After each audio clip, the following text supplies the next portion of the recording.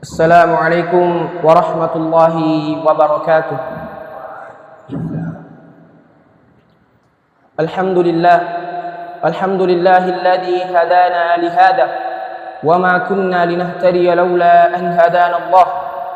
Wa ashhadu an la ilaha illallah wahdahu la syarika lah wa ashhadu anna Muhammadan abduhu wa rasuluh.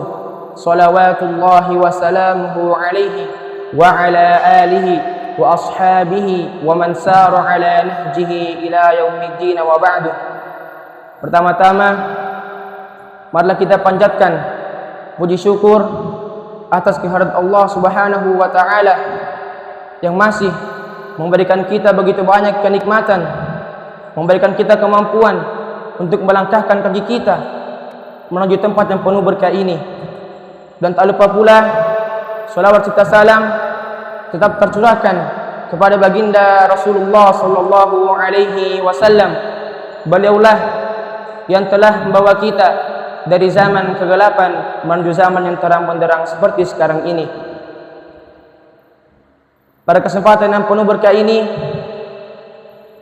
izinkan saya untuk menyampaikan sepatah kata atau nasihat tentang menunggu dan terus menunggu. Ayyuhal ikhwatal kiram, seringkali kita terburu-buru dalam melakukan sesuatu. Pun saat harus menunggu, tak sedikit yang mengeluh dan mengatakan menunggu itu adalah hal yang paling membosankan.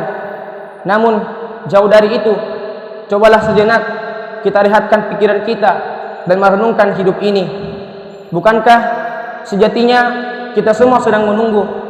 Yang kita tunggu pun adalah sebuah kepastian yang akan menghampiri tiap-tiap jiwa, yaitu kematian. Banyak di antara kita takut ketika berbicara tentang kematian. Ada yang takut karena belum siap mati, dan ada yang takut karena masih banyak mimpi yang belum tercapai dalam daftar pencapaiannya. Realitanya, mati tak menunggu kita tua, tak melihat kita sukses atau belum, dan tak mengenal syarat tua. Bila ia datang, maka tiba-tiba ia akan menghampiri siapapun yang telah jatuh giliran antriannya. Kalaulah kita bosan menunggu, maka sadarilah jamaah sekalian bahwa sejatinya kita semua sedang menunggu. Bila hidup hanya untuk menunggu mati, bukan berarti kita hanya berdiam diri. Akan tetapi pencapaian yang pasti ini harus kita isi dengan perbekalan yang memadai. Harus kita isi dengan amalan yang berbuah pahala dan dapat melunturkan dosa-dosa yang telah kita perbuat. Tentu hal ini hanya bisa dilakukan dengan ilmu dan mengikuti jejak Rasulullah sallallahu alaihi wasallam. Diceritakan dalam sebuah hadis yang berbunyi, An Abdullah bin Umar radhiyallahu anhu qala, akhadha Rasulullah sallallahu alaihi wasallam bimankibai faqala, kun fid dunya ka'annaka gharibun aw 'abiru sabilin, wa kana ibn Umar yaqul, idza amsayta fala tantadhiru as-sabah wa idza asbahta fala tantadhiru al-masa wa khudh min sihhatika limardika wa min hayatika limautika. Dari Ibnu Umar radhiyallahu anhuma, beliau berkata, Rasulullah sallallahu alaihi wasallam pernah memegang kedua pundakku seraya bersabda, jadilah engkau di dunia ini seperti orang asing atau musafir.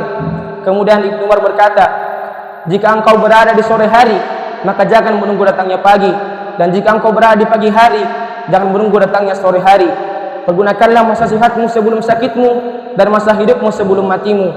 Hadis riwayat Bukhari. Di dunia ini memang kita ibaratnya seperti orang asing atau seperti pengembara. Cobalah kita lihat umat-umat terdahulu,